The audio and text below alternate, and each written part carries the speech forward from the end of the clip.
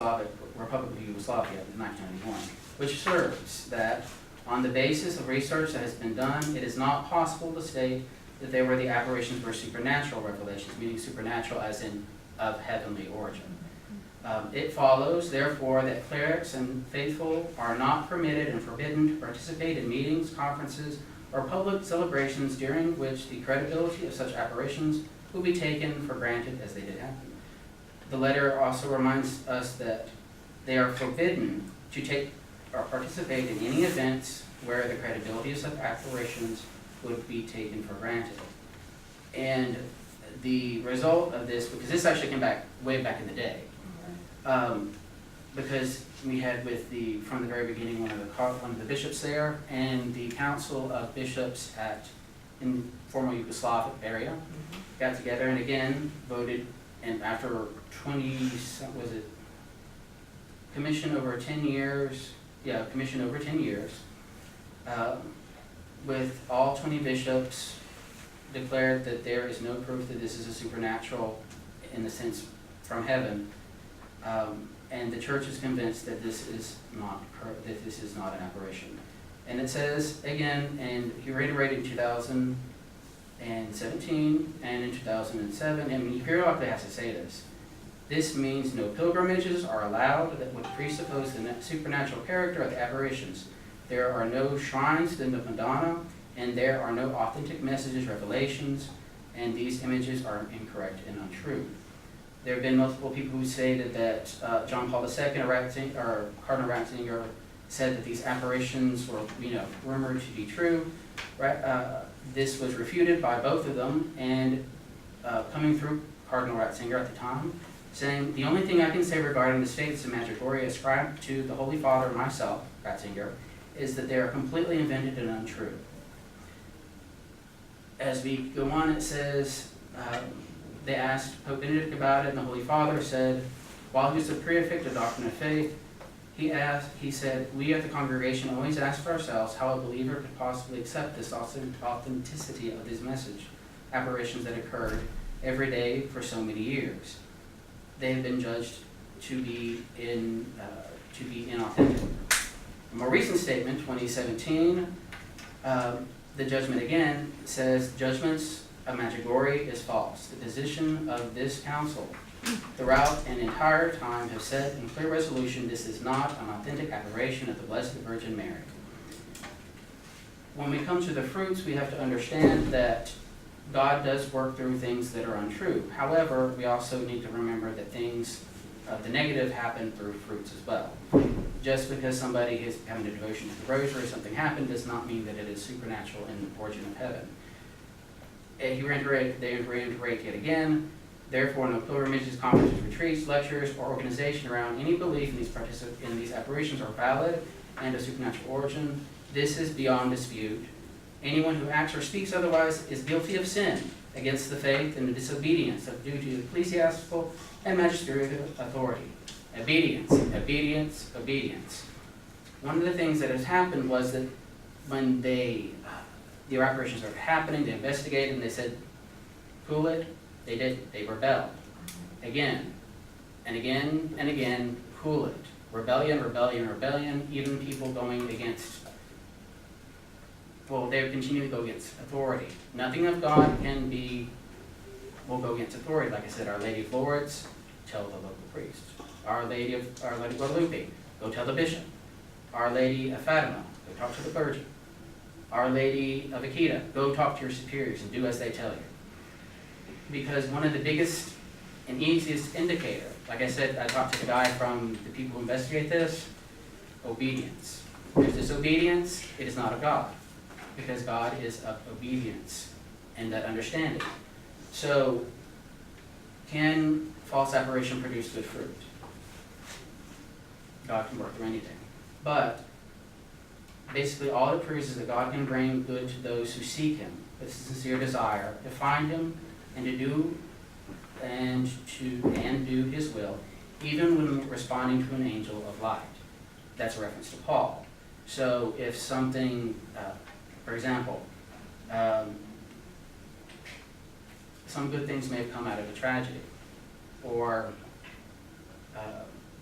the biggest thing we have to understand with this is it becomes, when it starts pulling people away through disobedience, which has happened horribly at Medjugorje. I was introduced to it, and I looked into it and studied it more, and then started reading about the things that are actually happened through the investigation of the bishops and of the theologians and clergy, and they've scared the bejeebies out of me.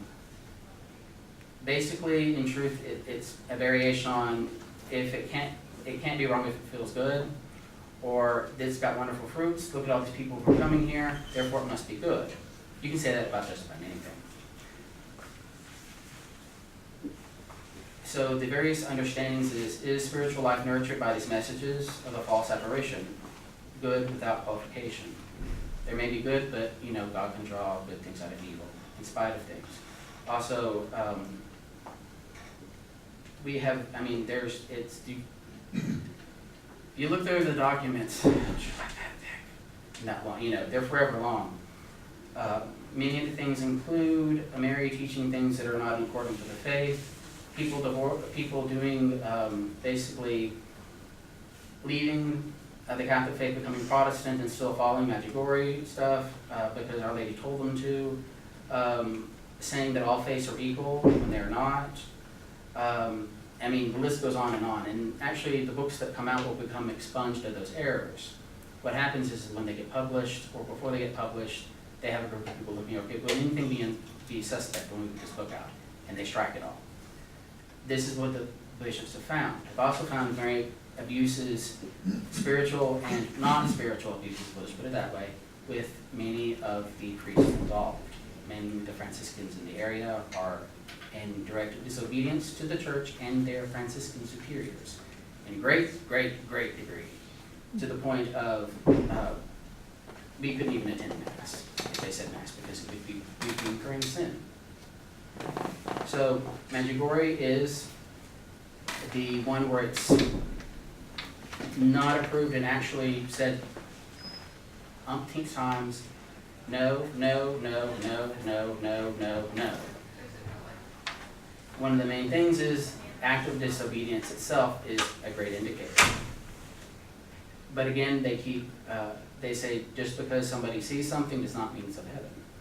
So this has been going on for a very long time, and that's why when the seers came here to the United States, the Congregation of the Doctrine of the Faith said, if you cannot allow them into any Catholic church to speak, because they are in direct disobedience, not only to their bishop, but also to the Apostolic See.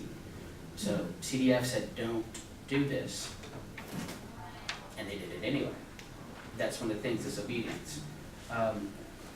Like I said, the other one, like the more recent ones, are they in Gita? Go talk to your superior. Do what your superior tells you. And this happens every single time there's apparition. So we have that. So now with that one, and this is not like, me just scanning off the internet, this is documents from on high. Meaning saying that, no, we know these things happen and they look miraculous and there are some good fruits that come from these things, but the ends does not justify the means. You can't have, Satan has a way of wrapping it himself in truth and light. He is an angel of light. If you have a cupcake, it's a beautiful, lovely, wonderful, I don't know why I keep going to cupcakes, but I always do. Cupcake that's beautiful, wonderful, tasty even, full of goodness, but inside there's a very small drop of poison. And it will kill you regardless. But it's all truth. Crack will continue to have a little poison in it. It will kill you. It will destroy the faith. And it could lead you away from the faith to perdition. These are like statements from, so it's one of those things that through obedience that must be adhered to, because this is, for the past, how many years it's been happening, year after year after year after year, they get very frustrated because people keep showing up when they're told not to, and they actually have many places they have broken away from the Catholic faith completely and grown, and has become, I'm using quotation marks here, cult-like or sect-like mentality, because when the vision becomes more important than the actual church of Christ that Christ has founded himself in obedience, it's bad. So that's the giving, and that's what I'm giving you, that's directly from the mouth of the Congregation of the Doctrine of Faith. And Cardinal Mueller, he's many things, but he ain't. But there was a reason he was appointed to his position. So we see with that.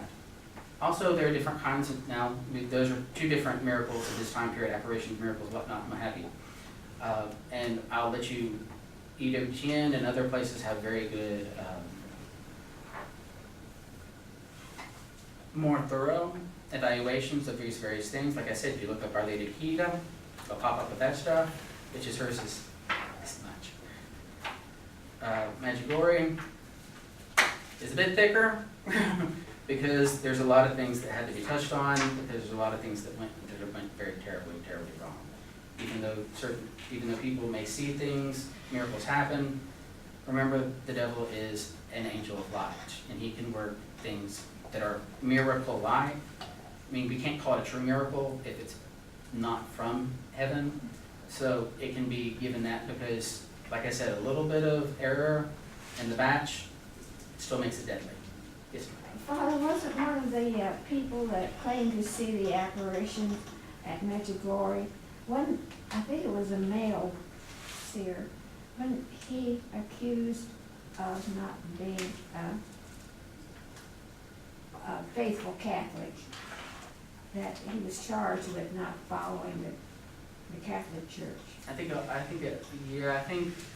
believe so. There's also been pregnancies involved and other things.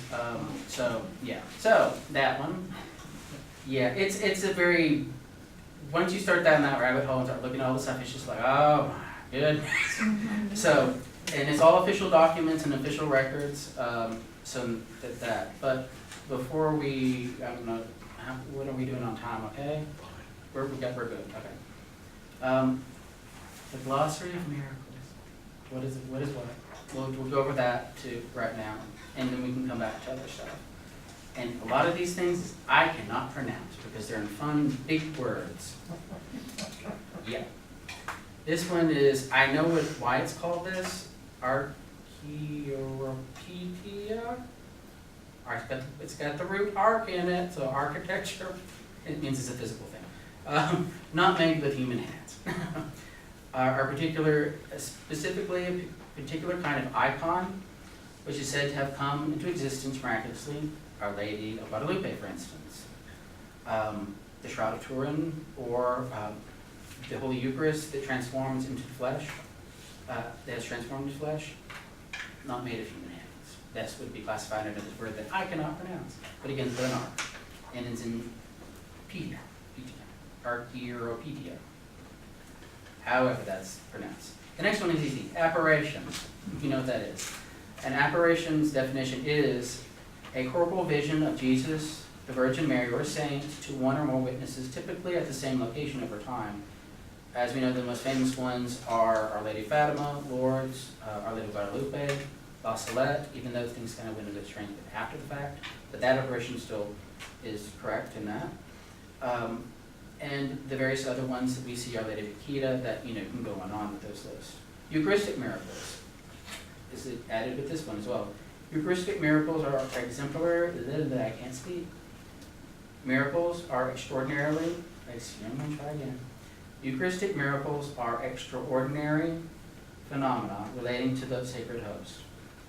Examples include the host turning visibly into human flesh, bleeding or surviving hundreds of years without decomposition. The most famous Eucharistic miracle occurred in Laciano, Italy. The one where we see the congeal, then turns to liquid again, and so that's not to make it sound trivial, but it's pretty cool. Yeah. Then we have Glossolata, which is basically Glossia, or is a spiritual gift usually referred to as speaking in tongues. The term can either mean the ability to communicate in natural language not previously studied, or any utterance of meaningless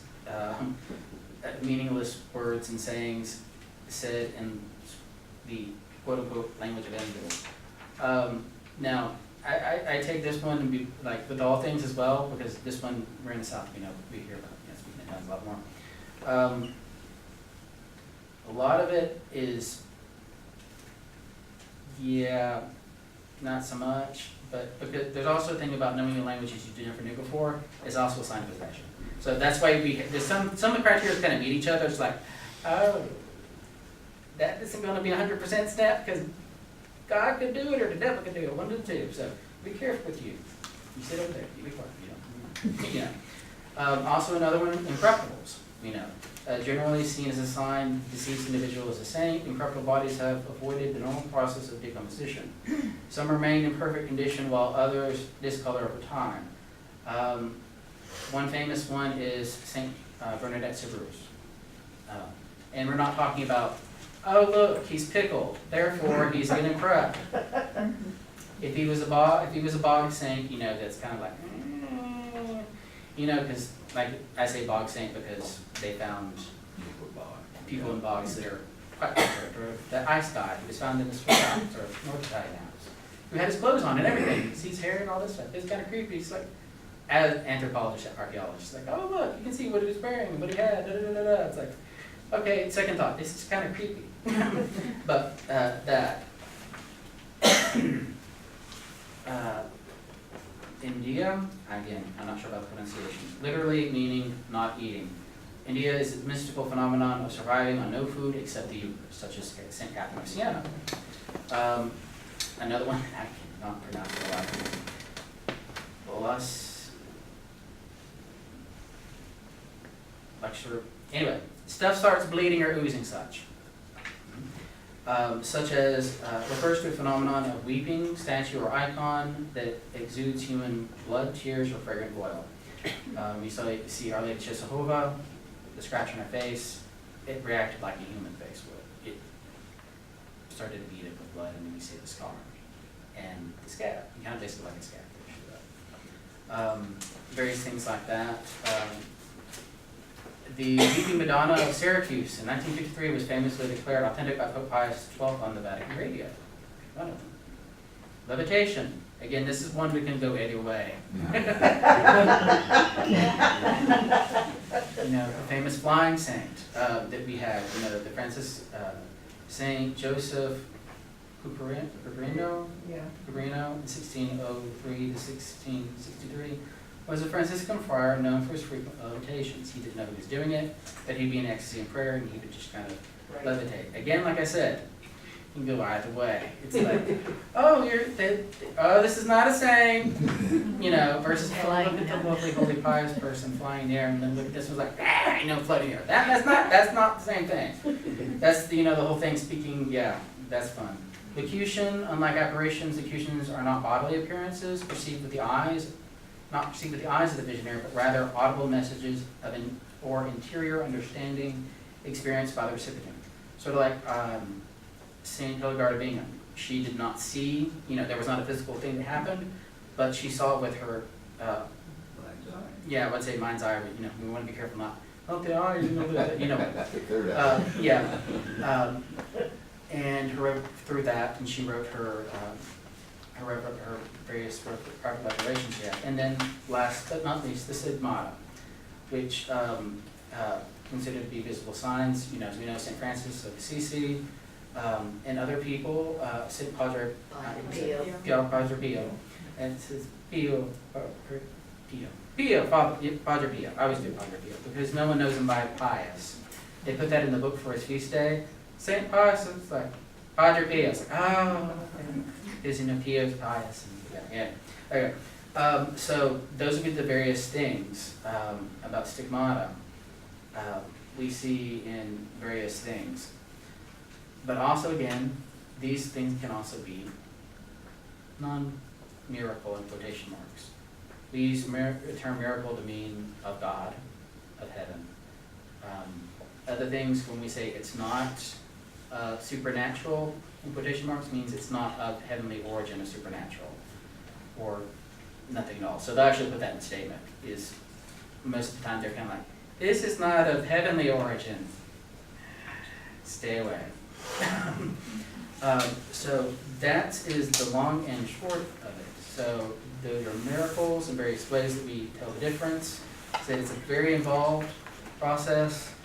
And if you've ever watched the two movies about St. Bernadette, you understand completely. Or the Fatima movie. Poor kids get scared to death by the authority.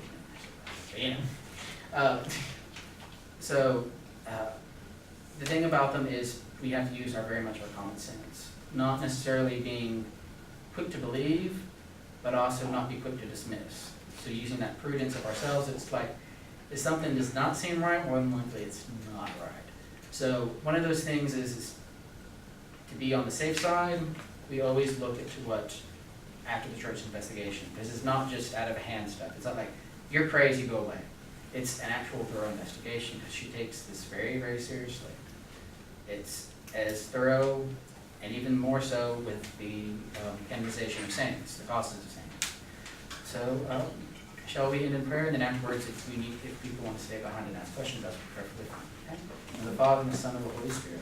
Amen. Almighty God, we thank you for your holy gifts of wisdom, knowledge, and also we thank you for the private revelations that you've given the saints. They may deepen our faith and assist us in the different types in our lives, that we may grow closer to you in holiness in all things. Glory be to the Father, and to the Son, and to the Holy Spirit, as it was in the beginning, is now, and ever shall be, world without end. Amen. The Father, and the Son, and the Holy Spirit. Amen.